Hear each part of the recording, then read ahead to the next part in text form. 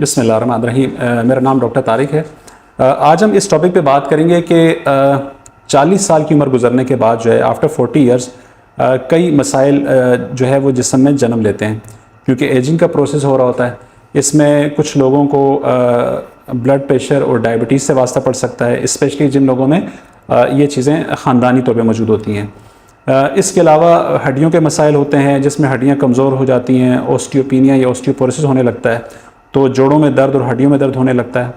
कई लोगों को नज़र कमज़ोर होने लगती है, जिनके लिए उन्हें चश्मा लगाने की ज़रूरत पड़ सकती है।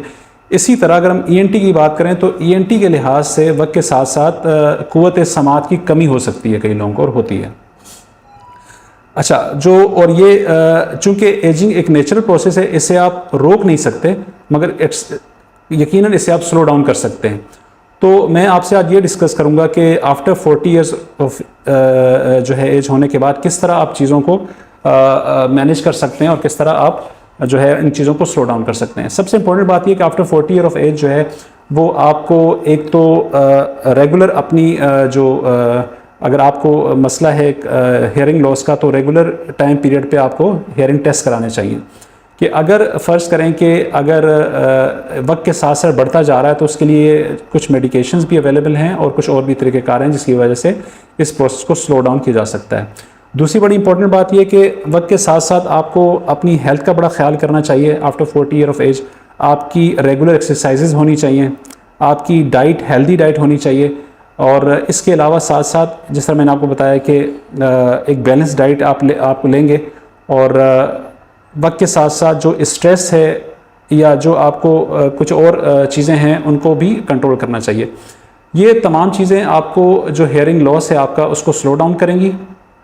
कुछ मेडिकेशंस भी आती हैं और कुछ इसमें और प्रोसीजर्स भी होते हैं जो कि आपके हेयरिंग लॉस को के प्रोसेस को काफ़ी स्लो डाउन करेंगे। तो अपने मालिज से लाज़मी इस सिलसिले में राब्ते में रहें आफ्टर 40 ईयर ऑफ एज कि अगर आपको हेयरिंग लॉस का मसला आता है तो ताकि इसको प्रॉपर्ली इन्वेस्टिगेट करके उस प्रोसेस को ट्रीट किया जा सके।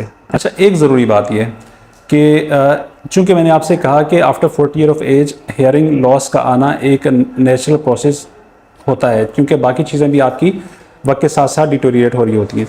एक तो ईएनटी के पास आपको रेगुलर विजिट करें, और स्पेशली जो कान की सफाई है या एयर वैक्स रिमूवल है उसको आपको देखना चाहिए, कंसीडर करना चाहिए, क्योंकि कुछ लोगों के अंदर वैक्स की प्रोडक्शन नॉर्मल से ज़्यादा होती है। और बड़ा कॉमन है कि अगर एक पेशेंट को हेयरिंग लॉस का मसला आ रहा है तो उसमें कुछ भी नहीं होता, मगर एयर वैक्स इम्पेक्टेड होती है, जिसको हटाने से मरीज़ काफ़ी हद तक बेहतर महसूस करते हैं।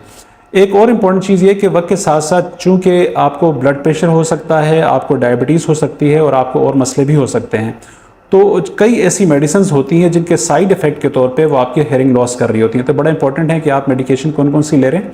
अपने ईएनटी के मालिज के साथ आप इस सिलसिले में मशवरा करें। जो मेडिसिन आपकी हेयरिंग लॉस में रोल प्ले कर रही हैं उनको वो ऑल्टरनेट करके दूसरी मेडिसिन आपको प्रिस्क्राइब करेंगे, तो आप कम से कम उनके साइड इफ़ेक्ट से बचेंगे और आपको हेयरिंग लॉस काफ़ी बेहतर हो जाएगा। शुक्रिया।